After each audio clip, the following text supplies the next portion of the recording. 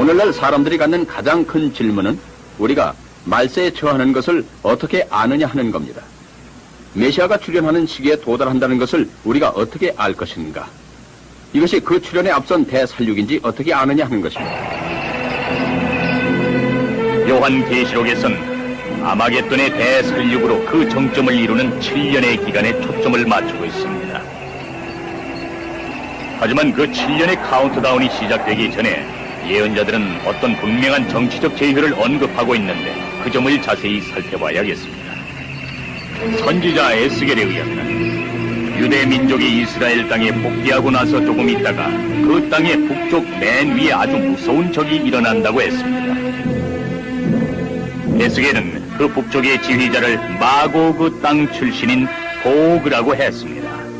또 그 사람은 로쉬, 즉 러스라고 하는 고대 종족의 왕자였답니다. 성경학자들이 주의 깊게 연구 추적해본 적 그 사람들은 바로 그 무서운 스키치아족의 선조였습니다. 그리스 로마의 역사가들은 스키치아족을 코카서스 산맥 위에 있는 북부에 사는 야만족이라고 언급하고 있습니다. 그 야만족들은 현대 러시아 땅에 사는 사람들의 선조라는 것이 일반적으로 인정되고 있습니다. 러시아가 세계적인 세력 국가로 대두된 것에 비추어 에스겔의 예언은 놀라운 것입니다. 그 세력의 대두는 이스라엘 국가의 재생과 그 시기가 거의 정확하게 일치합니다. 게다가 중동에 대한 러시아의 야망에 비춰봐서 전적으로 정확한 것입니다. 중동에 있어서의 소련의 목표는 그들의 지정학상 영향력을 증가시키고 서방의 석유 공급에 대한 목을 조르고 또 항상 갈망에 맞지 않고 있는 부동항을 확보해가지고 중공에 대한 포위망을 완성한다는 데 있습니다. 에스겔은 계속해서 러시아와 동맹을 맺을 제2의 세력 블록을 밝히고 있습니다. 에스겔은 이집트가 아랍연합과 아프리카의 흑인 국가들의 선두에 서서 회복된 이스라엘 국가에 대항할 것이라고 말합니다. 우리가 소련 군사력이 중동에 가 있는 걸 유의할 때 에스겔의 예언은 마치 현재의 상황을 설계도로 보는 것 같이 정확한 것 같습니다. 아마겟돈과 말세에 대한 여러 가지 예언을 살펴보면 현재 중동에 처한 현실을 의식하게 됩니다. 확실히 엉뚱한 것으로 보이질 않습니다. 예언에는 어느 시대 언제라는 것이 없습니다만은 세력의 비율과 정치적 상황은 나타나 있습니다. 그것을 오늘날 우리가 보는 상황에 비추어 본다면은 아무래도 낯익은 것으로 보입니다. 우리는 아마겟돈에 말려들게 될 4개의 큰 세력 블록 가운데서 3개를 밝혀냈습니다. 그래서 우린 이제 그 4번째를 발견해야 합니다. 바로 적 그리스도가 이끌게 될 10개국의 연합 세력입니다. 구약 성서에 있어서 가장 극적인 대목이 하나입니다마는 다니엘은 4마리의 짐승이 바다에서 나타나는 형상을 보았습니다. 그 짐승들은 각각 미래의 제국을 하나씩 표현한 것입니다. 바벨론, 페르시아, 그리스, 그리고 로마 제국이죠. 다니엘은 그 하나하나가 일어섰다 쓰러진다는 말을 들었습니다. 그런데 로마 제국의 남은 자녀 세력이 10개국 연합으로 출현한다는 것입니다. 로마 제국의 이 재현 세력이 적 그리스도의 지휘를 받게 된답니다. 수세기 동안 이 예언에 대한 추측이 분분했습니다. 어떤 사람은 살마니우가 그 제국을 재건한다고도 생각했습니다. 그러나 나폴레옹이 나타났죠. 하지만 그 어느 쪽도 예언의 조건과 정확히 맞질 않았습니다. 성경에 있는 예언을 조사해서 오늘날의 사태와 견주어 보면은 수긍이 가는 증거가 가볍지 않음을 알게 됩니다. 지금이 예언자들이 예언한 말세라면은 예언의 그림 조각 맞추기의 놀이에서 아직 들어맞지 아니한 조각들이 곧 제자리를 찾게 되리라고 기대합니다. 1957년에 다니엘의 예언이 들어맞기 시작하는 게 아닌가 하는 사건이 하나 일어났습니다. 그해 5월 25일에 로마에서 6개국 대표가 모여서 유럽 공동시장의 기초가 되는 조약을 체결했습니다. 1957년 이래 이 공동시장은 9개국으로 증가됐고 오래지 않아서 10번째 국가가 다시 추가되리라는 기색이 매우 짙습니다. 이것이 바로 다니엘이 말한 10개국 연합, 즉 로마 제국의 계승 블록일런지요. 지금으로서는 확실하진 않습니다마는 성경의 예언에 연결 지어 볼 때 이는 의미심장한 사태입니다.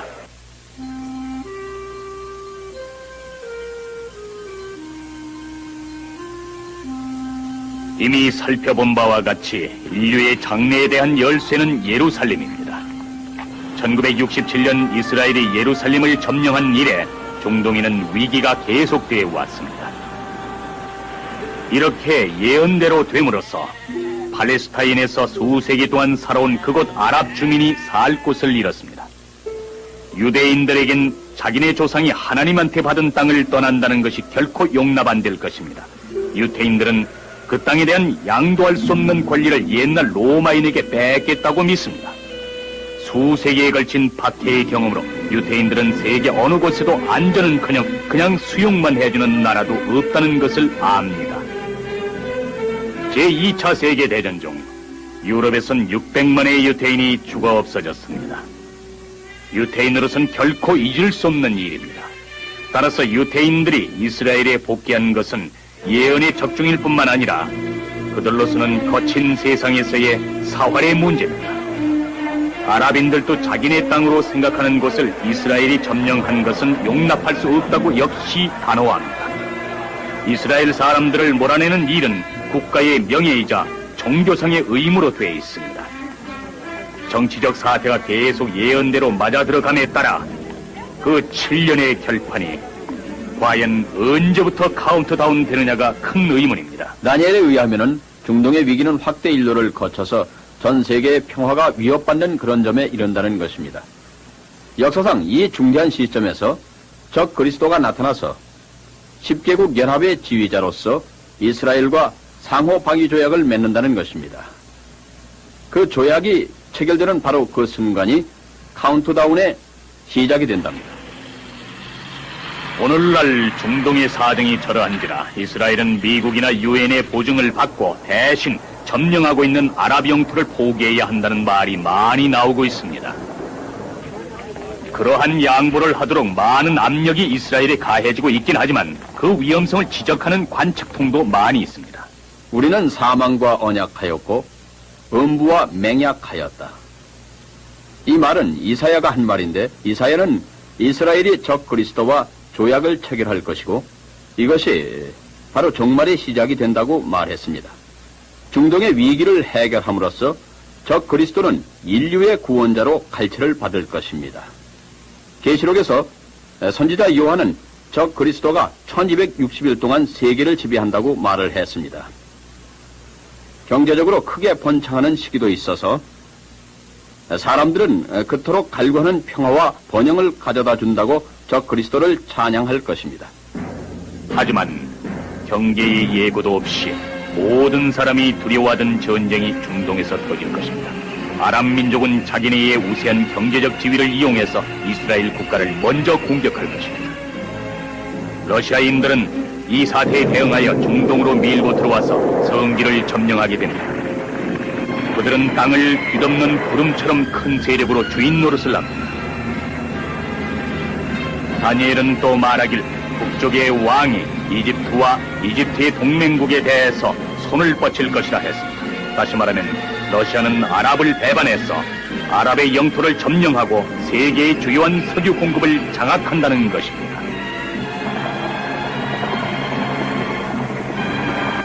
이와 때를 같이 해서 계시록에서 동쪽의 왕들이라 적혀있는 중공이 2억의 병력을 동원하기 시작합니다.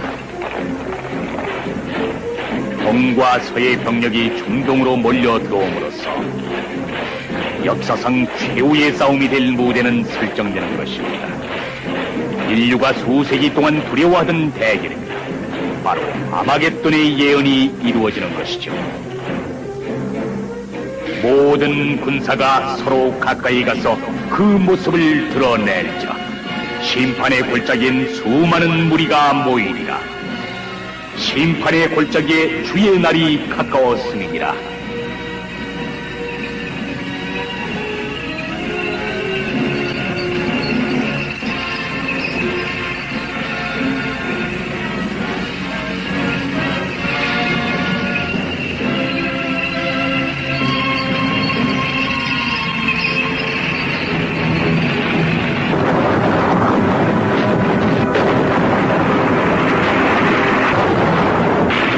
요한이 본 환상은 끔찍스럽다. 성경 예언의 70%는 성취되었다.